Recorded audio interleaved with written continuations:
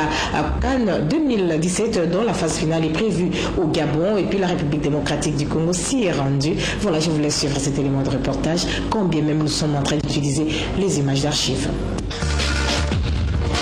La deuxième journée des éliminatoires de la CAN Gabon 2017 a livré son verdict ce dimanche 6 septembre en début de soirée. Pour les léopards de la RD Congo, l'illusion est détail. Les fauves congolais ont été battus par les Centrafricains sur la marque salée de 2-0. L'euphorie de la Guinée équatoriale commence timidement à laisser place à la conscience professionnelle.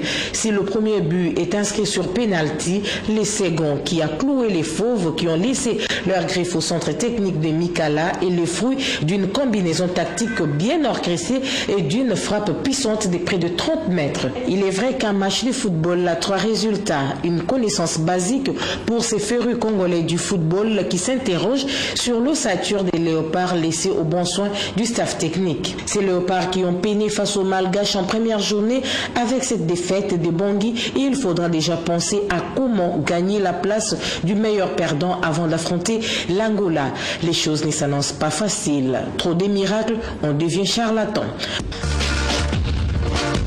Nous sommes de retour sur ces plateaux, c'est quand même malheureux, c'est quand même décevant. Bon, on se rend compte quand même que depuis un certain temps, c'est vrai, il y a beaucoup de Congolais éparpillés à travers les mondes qui sont des footballeurs intéressants également, des footballeurs talentueux, je voulais dire. On parle français, donc le footballeur talentueux qui, depuis un certain temps, commence à bousculer les portillons de la République démocratique du Congo. C'est vrai, il faudra quand même que l'on arrive à nous trouver une équipe de base parce que c'est quand même très important pour une formation nationale. Il s'agit quand même des léopards seniors A de la République démocratique du Congo. Ils représentent tout un pays. Il y a toujours possibilité de pouvoir, à la limite, trouver une équipe de base. C'est quand même très important. On ne peut pas, dans un pays qui se respecte, avoir à chaque rencontre une nouvelle équipe. Ce n'est pas agréable. Il est vrai que les talents, nous en avons. On peut les utiliser comme il se doit dans les différents secteurs ou dans des moments cruciaux.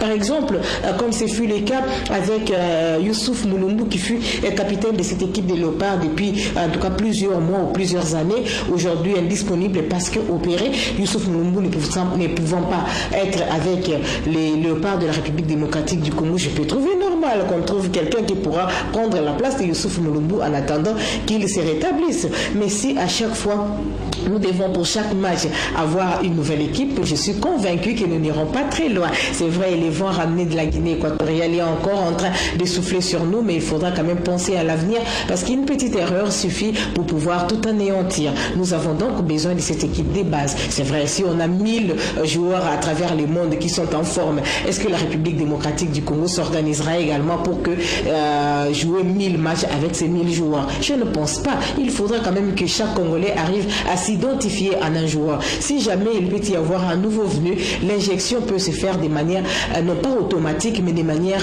organisée et classée. On ne peut pas comme ça larguer 5-6 joueurs à chaque match. Ce ne serait pas agréable. Je crois sincèrement qu'avant la fin de cette phase aller, on pourra nous trouver une équipe de base. Ce sera quand même très salutaire de la part du staff technique des léopards seniors A de la République démocratique du Congo.